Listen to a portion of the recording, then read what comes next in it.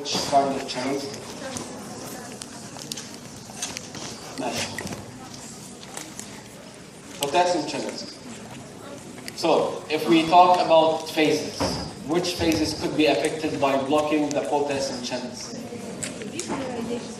Mostly, it's phase 3 because that's the most prominent effect of potassium channels. It's the actual repolarization phase. Okay, phase 3. Now we have phase 1 and we have also phase 2. Not only that they are of different type of potassium channels, just forget this piece of information, but the transmission through these channels during these phases is not that much compared to phase 3. So the most prominent effect of potassium channels is phase 3. If I block potassium channels, most of the effect will appear on phase 3. How does that translate on the ECG waveform? زي ما حكينا, mostly phase 3 is represented by the T wave, okay? So if I slow phase 3, okay, the T wave will be what? ممكن تكون wider, ولكن the most important thing إنه it happens at a later time.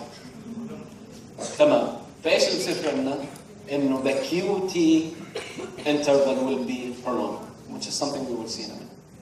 So phase 3 or class 3 are the drugs that target the potassium channel, so the effect will be mostly on phase 3.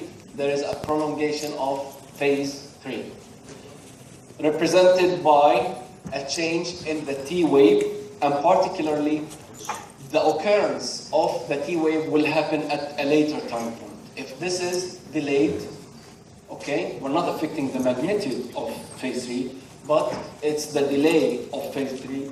So the time at which the T wave happens will be at later time point, and this is something we call the QT interval. Okay? بالECG أخذتوا ال QT interval. Okay? طيب.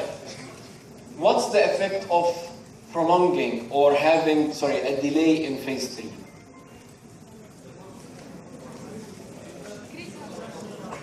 لا أهم من هيك، فرجوا على شكلها هذا، شو أكثر شيء مهم لما تلاقي الويف صارت هيك؟ لا حدا عم بيحكي refractory period بس مش علي صوته. Exactly. The most important thing is that the effective refractory period, instead of being this way, it's going to be much more prolonged.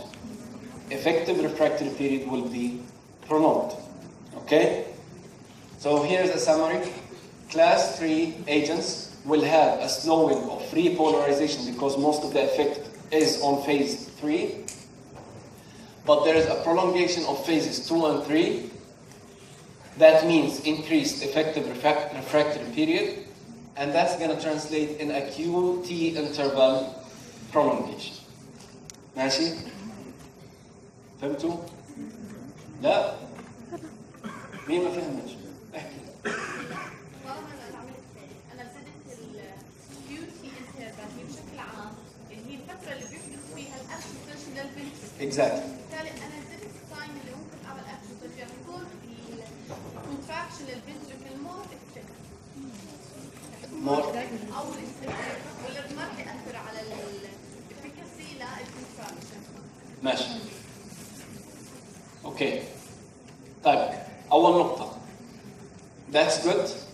إنه this is called the increased effective refractory period. إنه we're just on one phase of ventricular depolarization, repolarization, or the ventricular action. Okay? It's one time. Now, the next one will happen at a later time point. The next cycle of depolarization, repolarization will happen at a later time point. Now, the efficacy of that is not only governed by the depolarization, repolarization. Okay? لأنه هون احنا بنحكي عن phase of contraction للventricle. The efficacy of the ventricle is also defined by the relaxation phase. ليش؟ لأنه صح احنا the power of contraction, our force of contraction will give us how much blood we will eject. But it's also defined by the relaxation phase. واللي هي how much time or how much blood does the ventricle fill. Okay? عشان هيك لما احكي لكم later on في عندنا شيء اسمه lusitropy, which is the relaxation efficacy of the ventricle. If I have a good efficacy of filling, okay, I'm gonna get enough blood in the ventricle, and when I contract well, I'm gonna eject enough blood. So what I meant, and it's not straightforward and not simple. Contraction is important, but relaxation is also important. But what we mean here is the effective refractory period, which means what? The time at which the next cycle of action potential will happen. It's going to be prolonged.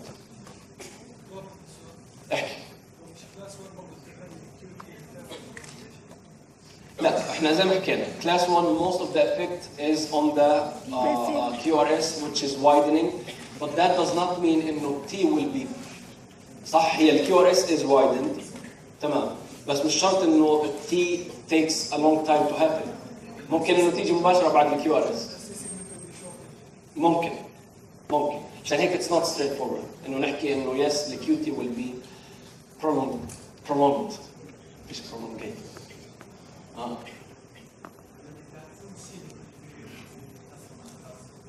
In my terminology, بس أكيد في ناس مش مقتنعين.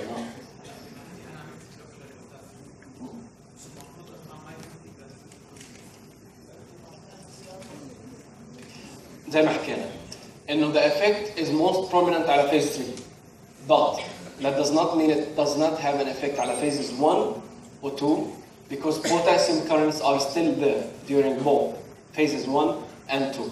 But because most of the action of the potassium channels is on phase 3, that's why most of the effect will be على the prolongation of phase 3. But again, if you prolong phase 3, what's going to happen to phase 2? It's also going to be prolonged. ممكن.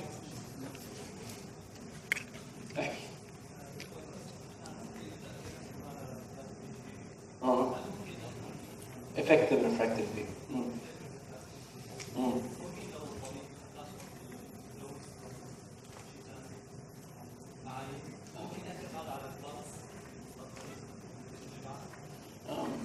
بيأثر على كل شيء. هلا رح نحكي ليش. بس this is good. طيب. Our most prominent example of this class فهمتوا the principle. The example of that, which is important, ممكن إنه the only anti-arrhythmic drug that you need to remember later on in your practice is amiodarone. Do you remember the lecture about drug discovery? I mentioned that, right? I mentioned how people discovered amiodarone. طيب, in principle, it's a class 3 drug, which means it blocks the potassium channel. Okay? But unfortunately or fortunately, what we found is that it could affect the sodium channels, the calcium channels, and the potassium channels at different types. And that's why people say that, okay, this could be a class 1, class 2, class 3, class 4 drug. Okay? But because most of the effect is on potassium channels, it's called a class 3 anti-arrhythmic drug. And if you remember the story I told you about it, it was about the Russian physiologist who went to Egypt and looked for chilin, which was used as a drug against urinary tract infections and causes increased renal blood flow and so on. And one of his colleagues suddenly had some sort of chest pain, angina-like chest pain, and he used that extract and he felt better. And that's why the first use of amiodarone was what? Against ischemic heart disease or against angina. But later on, when they studied how it does that, they discovered that it blocks potassium channels. So they started using it as an anti-arrhythmic drug. No.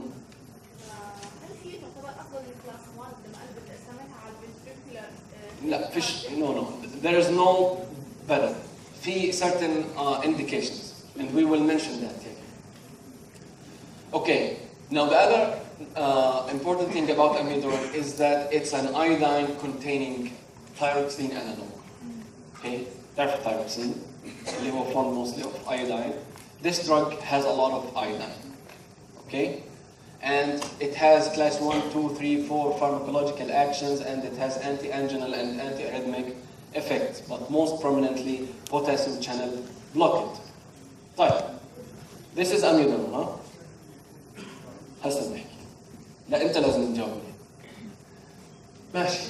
Amiodarone is a drug that could be given orally or via or in an injectable form, mostly IV.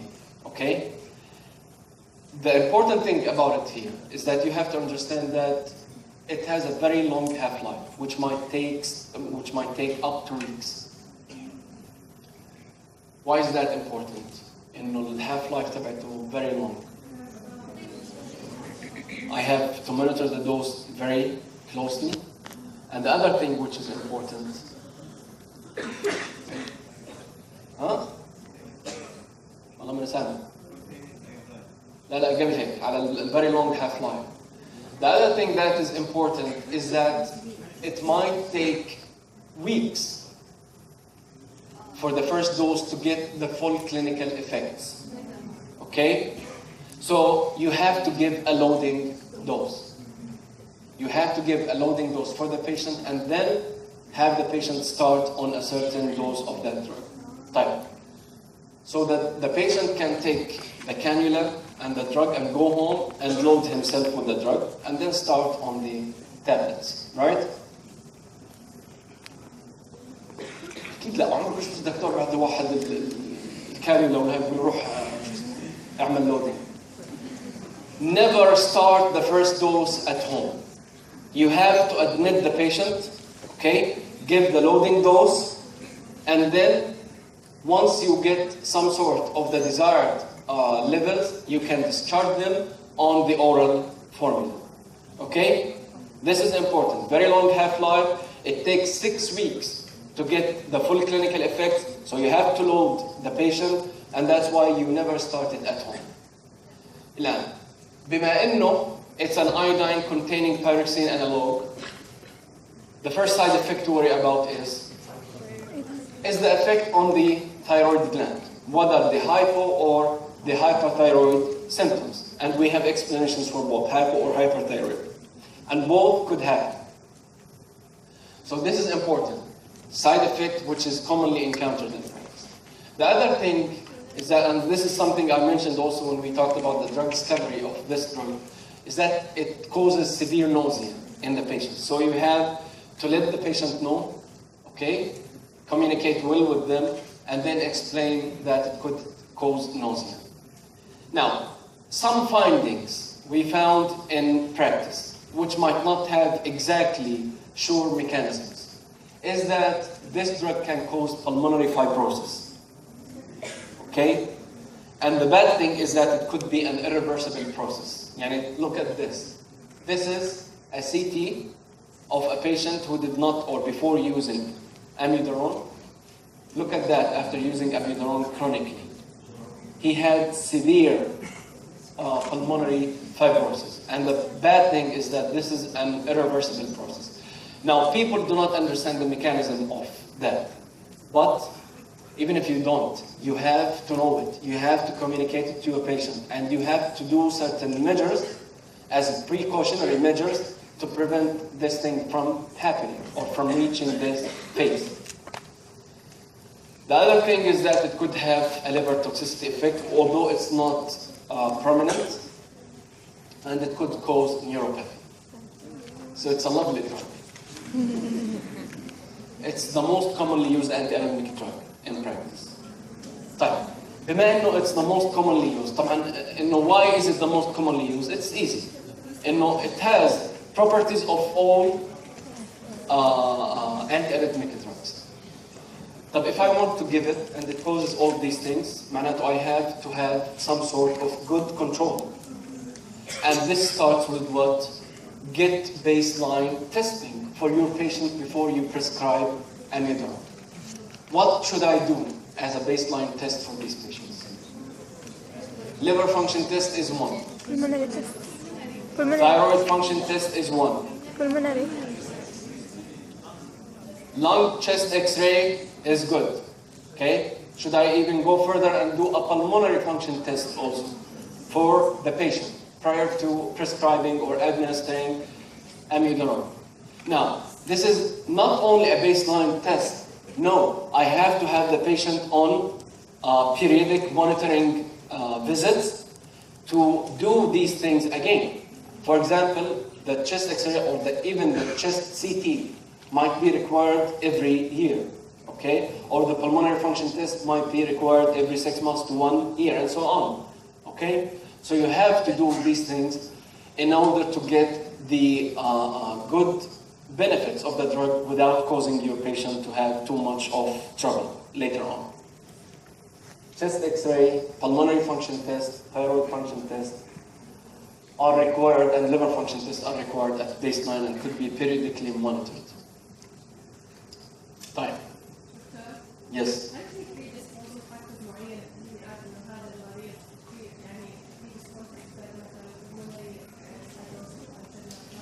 تمام. If there are risk factors for the other diseases, يعني, if I have a patient who has risk factors for pulmonary fibrosis itself, and I'm giving them amiodarone, yes, you're going to have a double risk for pulmonary fibrosis. So you might even think of changing the drug, and you might have much more frequent monitoring, okay? The same applies to the liver toxicity also. If they have other risk factors for liver toxicity and you're given amiodarone, that's going to be double option. Okay, the first thing is that they have this effect on the different types of channels, and it has properties of the different classes of antiarrhythmic drugs. 1, 2, 3, 4 effects. So it's like a comprehensive antiarrhythmic drug. Okay? It could be given orally, which is not available with many of the antiarrhythmic drugs. Okay? And in practice, the people are used to it right now. So in general, لما تفلس وانت بالامتحان مش على امتحاناتنا هلا يعني يجاك سؤال انه how could you treat this anemia؟ خلص مش عارف انت لقيت اميدرون حط بس مش هلا يعني احنا مش رح نسالكم اسئله تو tough but later on بتجيب لك اسم انيميا اول مره بتسمعه بالتاريخ حط اميدرون الا لما تزبط يعني هاي فنون التشهير هاي another bonus بالسيستم هذا. مين بده يحكي؟ احكي.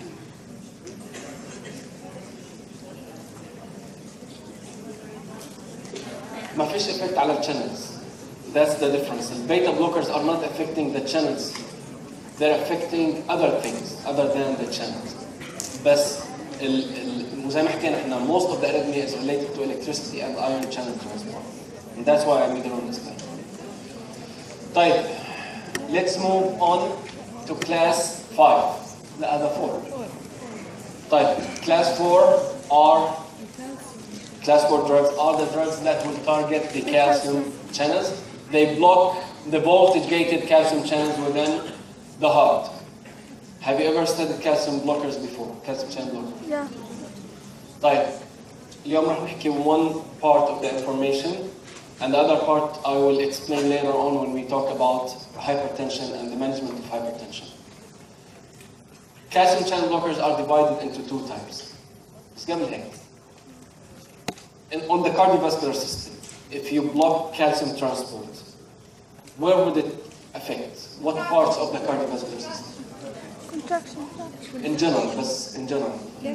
The heart would be affected. What about the vessels? Will they be affected? Yes. Okay. Because the small muscle contraction within the vessels will be affected. Now we have 2 types of calcium channel blockers. One class will target only the calcium channels within the vascular system. It will not have too much of an effect on the heart. The other type are the drugs that will target both the calcium channels within both the heart and the vascular tree. طيب. In the case of hypertension, which one would you prefer to use?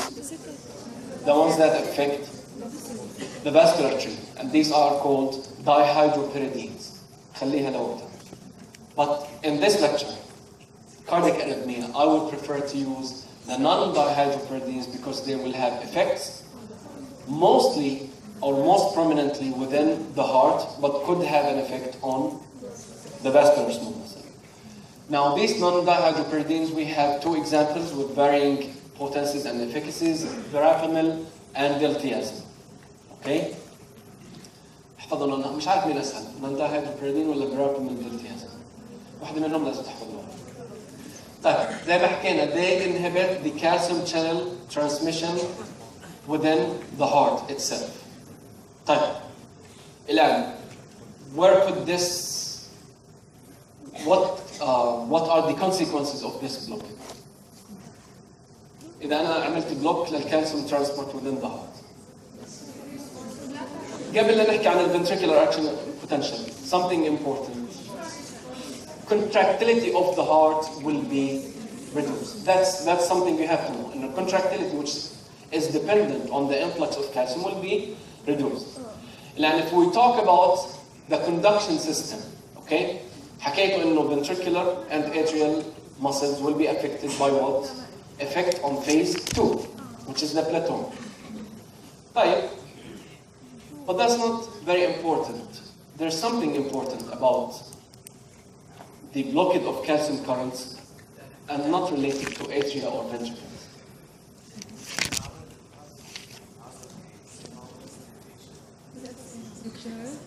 واللي هي ايش؟ يمكن له دخل بالبابيلاري مسلز لانه هو مسلز رح ياثر على الكونتراكتيليتي ولا لا؟ حكينا contractility. Exactly. This is why I mentioned physiology at the beginning. Every piece of information is related to how the pharmacology works. I highlighted the importance of the spontaneous and slow calcium currents in the action potential and depolarization of the SA node and AV node. So if I want most of the effect of calcium channel blockers will be on the AV node, particularly. Okay? Then at SA node, there are several other factors because it has the automaticity potential. But the AV node is going to be much more affected by the blockade of the calcium channels. ماشي? So the major function is blocking of the AV node function. What's the function of the AV node? Delay and relay. So what about the delay? Will it be shortened or increased? Increased. Okay? So the delay will be increased. طيب. If I delay this delay within the AV node, what's going to happen? How do you translate it into physiology of the cardiac muscle contraction? The delay is meant to have the atria contract fully before we get the ventricles to contract fully. We're given enough time for them. If I have too much delay, this separation between the contraction of the atria and the ventricles will be what? More. How do you translate that into an ECG waveform? The PR interval. The PR interval, which is, as I mentioned, P is representative of the atrial depolarization. QRS is representative of the ventricular depolarization. The time between them will be what? Increased. Why? Because I'm blocking or increasing the delay within the AV node. انتوا بتفهموا علي ولا هيك بس؟ فاهمين يعني شو اللي بحكيه؟ طيب انسوا هاي الكلمات بس شوية. زي ما حكينا most of the effect will be within the AV node because زي ما حكينا depolarization is dependent on the slow spontaneous calcium current. لأن على ال ECG waveform that's going to be manifested as an increase on the in the PR interval. نحكي جوا.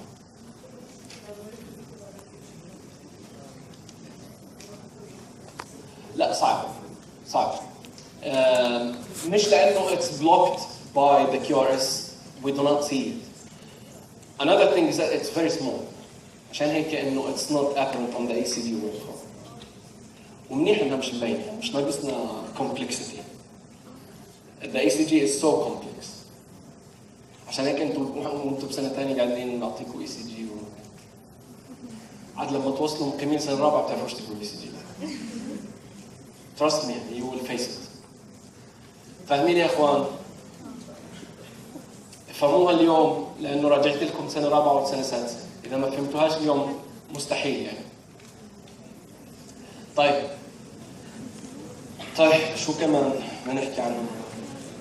اذا there is a delayed، ما تصدوا على الله خلص. There is a delayed conduction through the AB node. وفهمتوا ليش we care mostly about the AB node. SA node could also be affected, but again it has the automaticity feature, so it's gonna be hidden. There is decreased contractility of the heart زي ما حكينا, and there is prolongation of the PR interval. طيب what kind of arrhythmia would you like to use it in?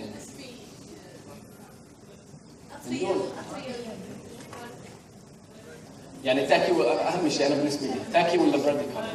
تاكي. ماشي. طب شو بتفرق عن البيتا بلوكر؟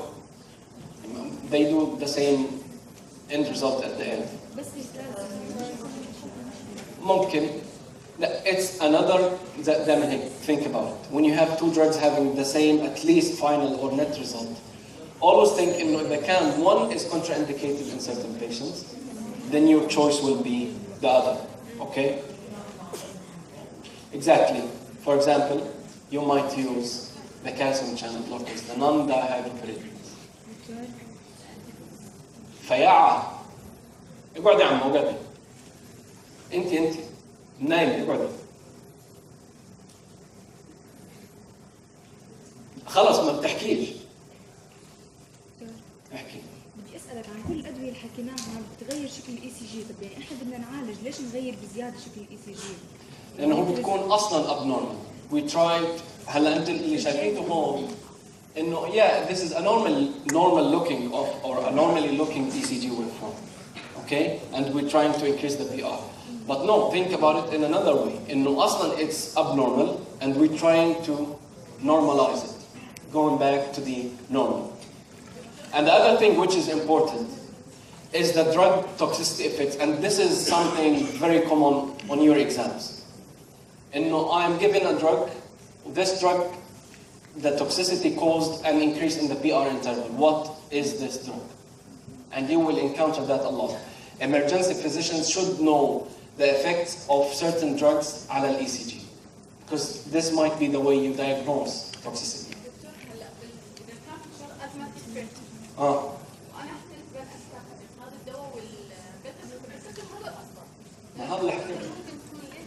هذا اللي حكينا انه when you have a contraindication for certain things like asthma, as your colleague mentioned, you might use the calcium. طيب هيك عملنا summary. طيب class 5, which is the last class, and as I said, these are the drugs. احكي.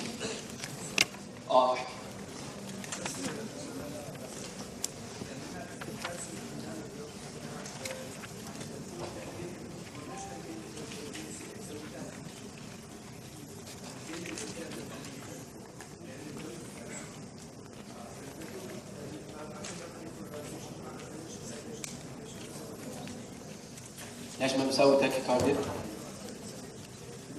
منطق.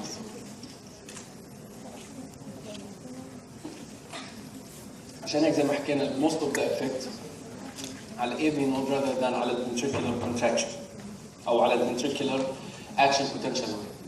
Did you understand this question? Which is logical. But most of the effect of the calcium channel blockers is the AB nodal blockade. Okay, which is the increase in the delay.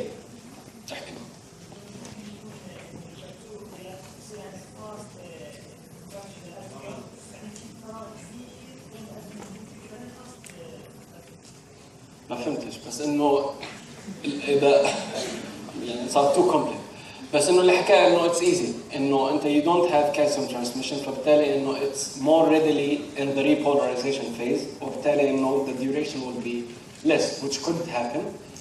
But again, بما إنه most of the effect is on the slow, spontaneous calcium currents within the AV node in particular, and that's the most prominent effect, plus the contractility effect, فإحنا we are increasing the delay.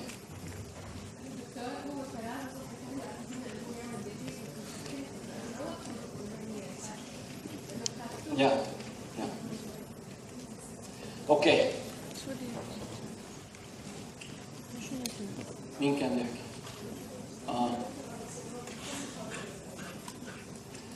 Yes. But that's not very prominent. يعني the heart rate is controlled mostly by sympathetic, parasympathetic rather than by the transmission of the ion channels.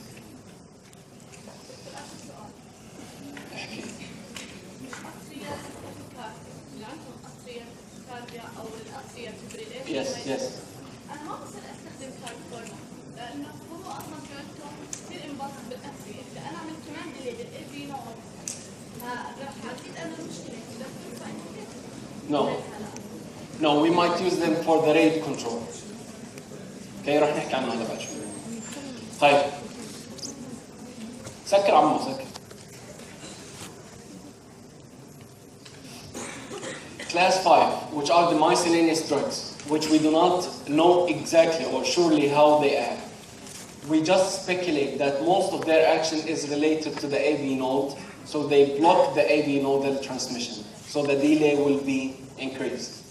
And we have two examples. One drug which we will discuss in further detail in the heart failure lecture, which is digoxin, and a drug which we will discuss currently in more detail, which is adenosine. طيب. Then digoxin. Something, as I said, we will discuss in further detail the exact mechanism على heart failure. But how does it have antiarrhythmic functions? What we understand, which is not totally confirmed, is that it leads to vagal stimulation. Now, if you stimulate the vagus and the vagal innervation, what's going to happen to the rate? Decrease. تعالي عمو تعالي. انت اللي بالنص. انزلي عندي هون. وانت بالاحمر قوم. قوم خلصني يلا خلص المحاضرة. تحكوا اياها سوق واقف انا، واحد يقعد هون وواحد هون. تعالي انت هون اللي قدام.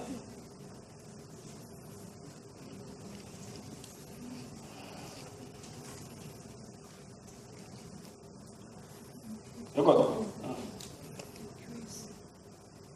بالامتحان بس بدك تغشش الناس الثانيين. طب اسمع على الاقل بالمحاضرة.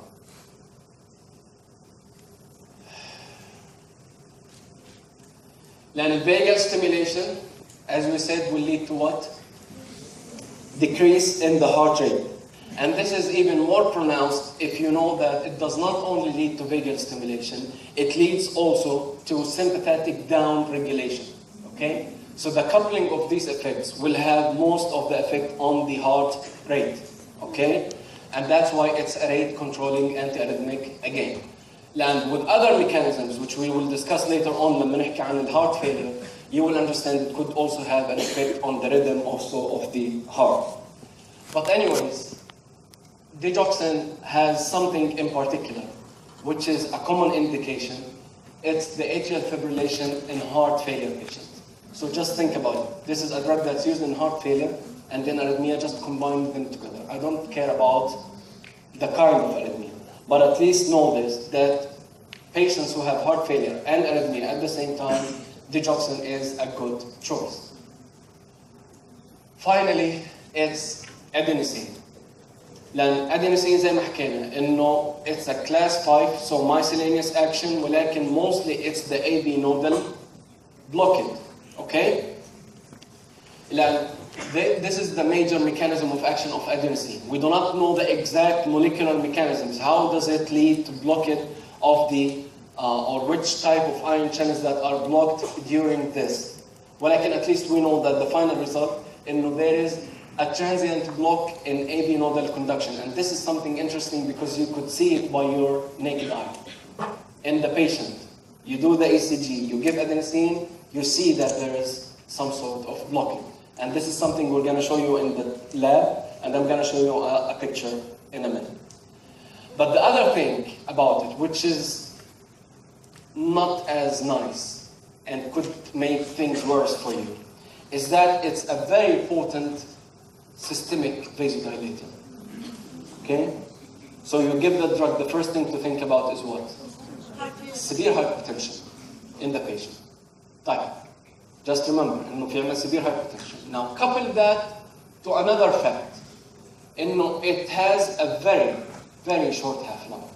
Between 10 seconds and 15 seconds. طيب. 10 to 15 seconds. This is the half-life. So if I give it to the patient, بديش احكي باجوا هون يعني. ماشي انا عملت IV injection. اعطيتها للبيشنت. Okay? It's 10 seconds and it's gonna be over. It might not even reach the heart. Right? And it might not have an effect. مين يعطينا اقتراح عبقري انه what to do? Exactly. So this is what we do. This is the drug given by IV injection, and this is what we do. We have this double-edged cannula, and we have the drug ready at one side of the cannula, and we have saline flush on the other side. So you just inject the drug and then rapidly have a big flush of saline following that. So that might hasten the process of reaching the heart and getting the effect done. And couple that to the fact that this is a drug that causes severe hypotension and a severe vasodilation and then severe hypertension. What do you need to do? The drug has to be given within very highly monitored places. Like you should have your nurse on your side, have the patient plugged to the ECG machine, to the electronic monitors of the blood pressure and heart rate, give the drug, she gives the saline, and then monitor the patient for any sign of hypertension or whatever. Okay? Now don't forget the other thing which we mentioned, let's forget about that. And the drug could cause what? Transient block of AV conduction. Something like an asystole. Right? We have given the drug here, and all of a sudden there was a block of conduction, transmission, asystole. Okay?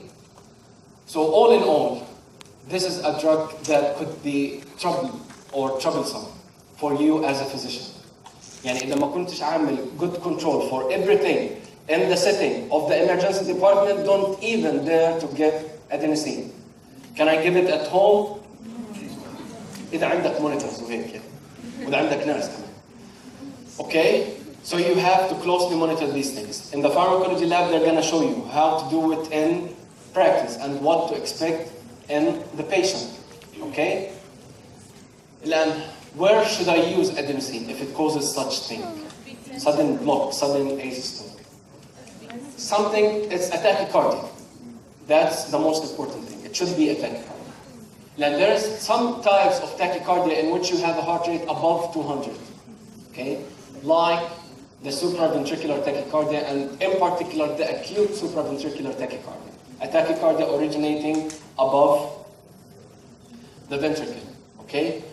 Adenosine is synonymous to acute supraventricular tachycardia. So if you want to memorize something out of this lecture, SVT is synonymous to adenosine.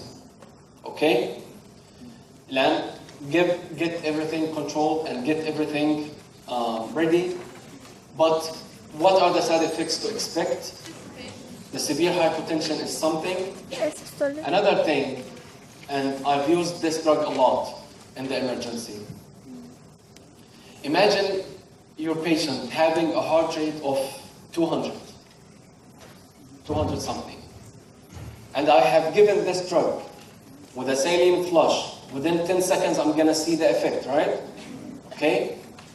And the effect could be down to asystole and block it. What do you think the patient will feel like? The patient feels that they are dying. And that's for sure. And the heart rate just suddenly drops. Okay, suddenly drops. And people who fly a lot might have this experience, okay? When you have turbulence and the plane is going down all of a sudden. This is like what happens with the patients when you give adenosine, okay? The patient might think they are dying and they are experiencing a pain or dyspnea and shortness of breath like the one they experience when they have angina, okay? Or ischemic heart disease. You have to monitor for this and you have to communicate this to your patient. Otherwise, he might kick you by his leg. Okay? I'm dying, okay? Because there's a sudden drop from 200 to 120. Okay?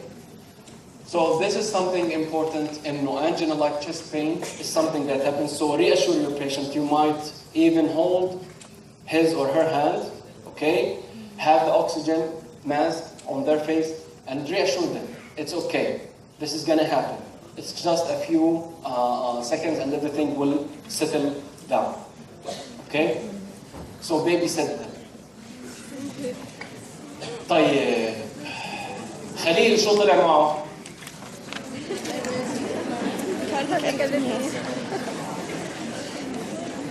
This is Khalil. We diagnosed him. تتذكروا خليل؟ Khalil was diagnosed with paroxysmal atrial fibrillation. Okay, it's not important to know that. But the thing is that we prescribed antiarrhythmic drugs, okay? And the antiarrhythmic drugs we chose ممكن انتم محتارين مش عارفين شو الديزيز شو حكيت لكم amiodarone. Okay, so one choice is amiodarone. Okay, the other thing is another drug that could be for tachyarrhythmias, and I mentioned that a lot, which is a beta-1 blocker, metoprolol. But the thing that's important in these patients, which is this is a plus information, and they need anticoagulant therapy because there's an increased risk of stroke. So we put them on. Good. لا عاش هيو قاعد باخذ ادويه قاعد يلا good luck thanks